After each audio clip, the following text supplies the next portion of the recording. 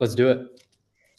So, speaking of building SaaS products, I just wanted to comment on Pieter Levels. He was kind of a topic of discussion for us one of the last times, and it seems like he's doing pretty darn well. I mean, if you're looking at his X page, I have it pulled up here.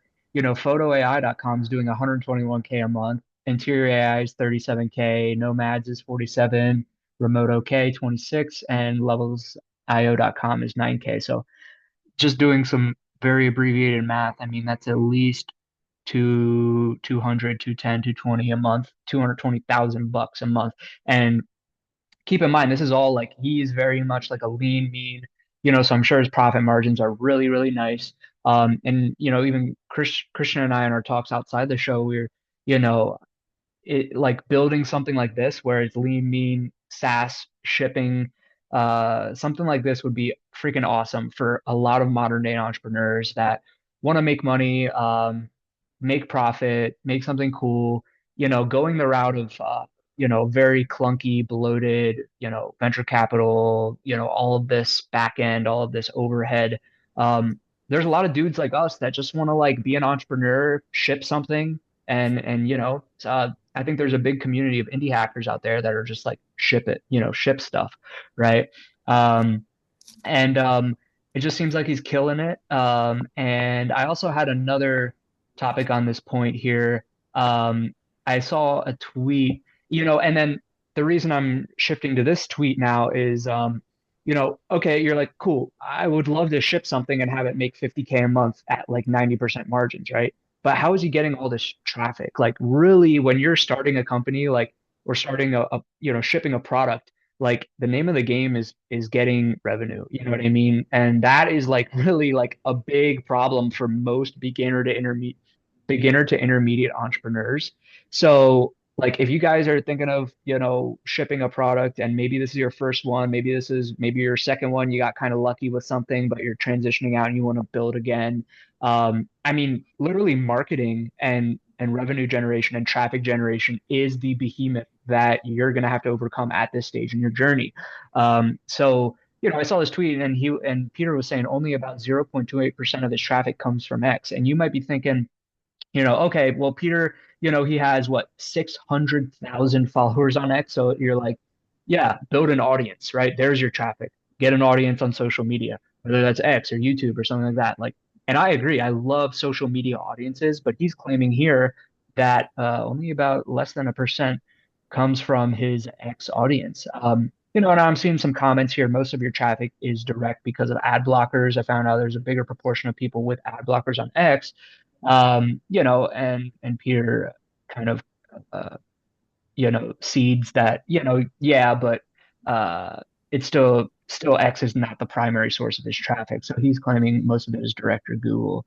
And just kind of looking at this here, yeah, down here on the bottom and his traffic, most of it's on Google, um, Android Yeah, but apps. here's the thing that I think is like I myself, when I see Peter Level's projects, I will just go in my search bar and type in exactly the URL that he has, which is direct. That would be considered direct. Right. Yeah. So I don't Yeah. think a lot of people are like clicking his links to get to where, to view his projects. I mean, it's probably just more natural to just go in your search bar and search it. But let's look at the comment that that guy was. Look at this There, guy. there People was, say that you made it because you're a big audience, but don't realize how cracked your SEO is. So maybe Peter's SEO game is on point. And just to backtrack even a little bit, and we'll get to your point here, Christian, in a second, but Peter's first products, I think he talks about how he kind of went semi-viral on what was it, Product Hunt or Indie Hacker or whatever the website was. So he made like some social posts on these forums and they went semi-viral, and that's how he got his first couple products to go. But apparently now he's claiming that SEO is a lot of his traffic strat. What were we getting at, Chris? yeah, I mean, here's the thing, right? Peter Levels is like click on his profile. This is just going to be a very realistic take. Peter Levels is making a few $100,000 a month, which is cool. That's very impressive. He's got 600K followers, um, and he's making a few $100,000 a month. I think this is like he's one in millions, right? Like there are so many people that are trying to do this. Probably million plus people around the world, probably more, way more, doing this kind of thing. Um, there's still a small piece of every pie. I truly believe like if you just find a yeah. I mean the advice is repeated constantly, but find a market where people are already searching for like if you search something and there are like five different products or five different companies or websites that do like the same thing, that indicates to me that it's working, right? It's a niche with lots of people in it, and there's a slice of the pie to be had. I would just say go in each of them and find like parts of the workflow that kind of suck or that aren't as good, and then show up on that same um, rank with them, and then eventually you'll start to get a little bit more of that pie because your product is just going to be a little bit better. So this is like a marginal, you're going to get a small percentage of the pie, but that's because your product is basically the same but only a little bit better, and then over time because your product is a little bit better you'll get more and more traction with it. So the thing to recognize is that whenever launching something you should always be thinking distribution first, right? It's like I have an idea for a product. It sounds cool. It sounds like there's not anybody in this niche, but think about like what would be the ad I would run? What would be the content that I would create for this? Would it go viral? Is it type of content that I would be able to that would have the ability to go viral or people would share it with one another? If you find something that is just really niche, or let's say you find something that you just don't see any products that are currently serving that audience, it's possible that there's no money in it. It's possible that there's not a good way to market that thing. So always think distribution first. And I would say before building anything, test out, like we should be launching distribution. We should be launching ads, launching websites, launching like ClickFunnels first, and then build the product afterward. Refund, like don't like, until somebody clicks the buy button, um, you don't know if you have a business yet. That's my take at least. I Yeah. think trying to build stuff and then launching it can be really risky. The way folks like Pieter and other de-risk this is by they literally just go into spaces that already have a lot of market, right? If you go into photo AI photo generator headshots, everybody wants that. There's like a huge market for that. And if your product is a little bit better than others and you can rank high on Google, you're going to get some market share. You'll get some. So the Yeah. way they de-risk that is launch a product that already has a market. Um, the way you want to de-risk new products that don't already have a market is run ads first or put out some content first and see if it's going viral, and then set up a landing page. That's Yeah. how I think that should work. Is like, Yeah. yeah, you get the So idea. to kind of distill what you're saying is like go into spaces where there's already a demand and sell before you build, like you got to tap into the stream of demand that's already out there. Because yeah, and so yeah, I think that's pretty much Or that.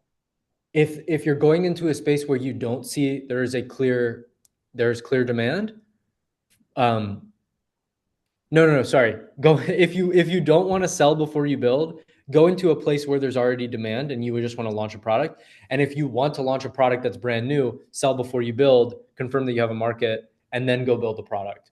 So it's like, Yeah. yeah, it's just what ways to Okay. de-risk it. So here's the next step of this conversation then. Like, how do you get that distribution? Like, is it ads? Is it content?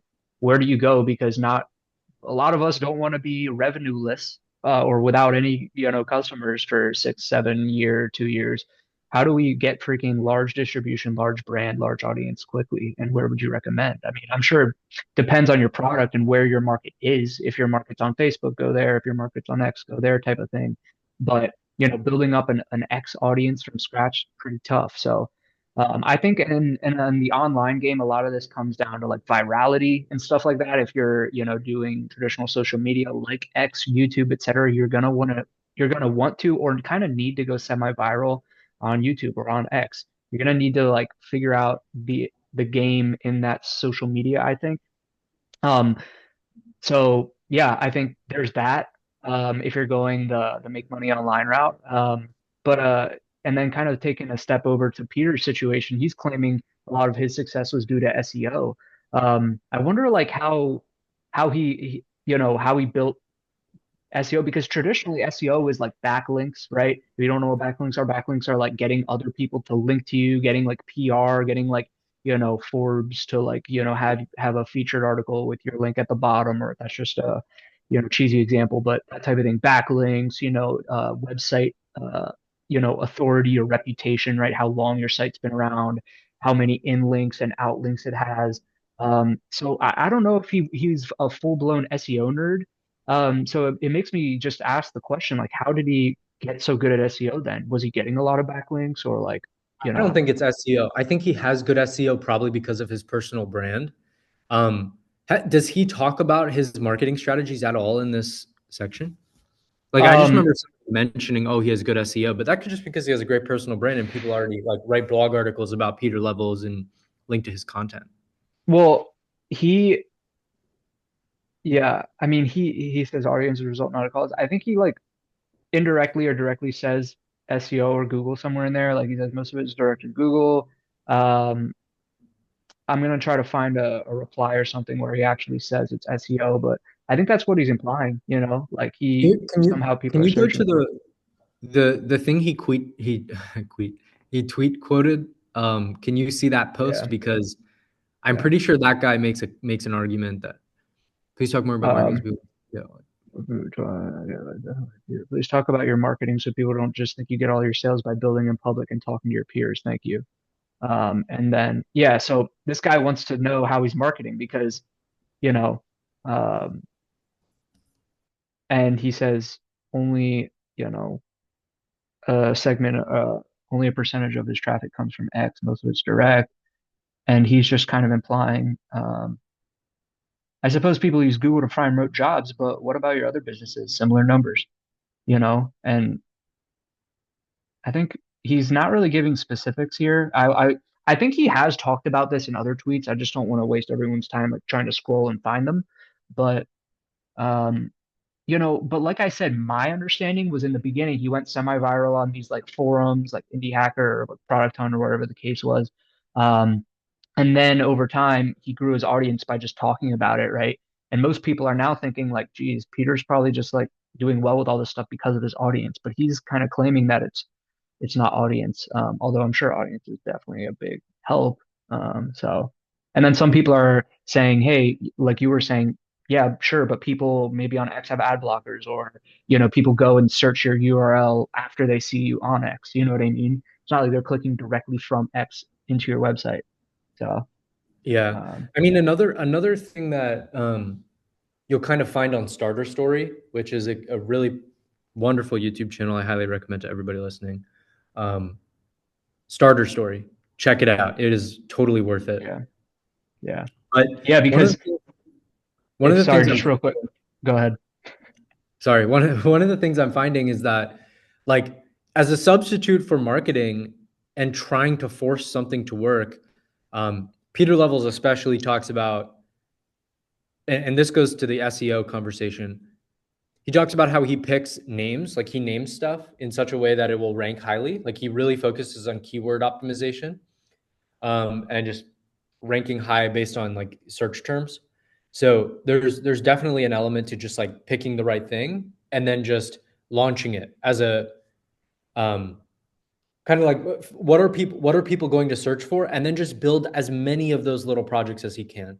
So the point is that instead of like trying to say, okay, I built this thing, now how do I market it? Peter Levels is like, well, if you have to market it and you have to put a lot of effort toward marketing, he's kind of saying like, I just start launching a new product at that point. It's like it's not working. It's not the keywords aren't converting like I thought they were, and I'm not getting clicks from it. So I'm going to launch a new product that has different keywords and is more focused toward a market that has higher demand or more intent when people search for it. So I think that's another piece of it. It's like move on if it's not working. So he just Yeah. launches as many products as he can.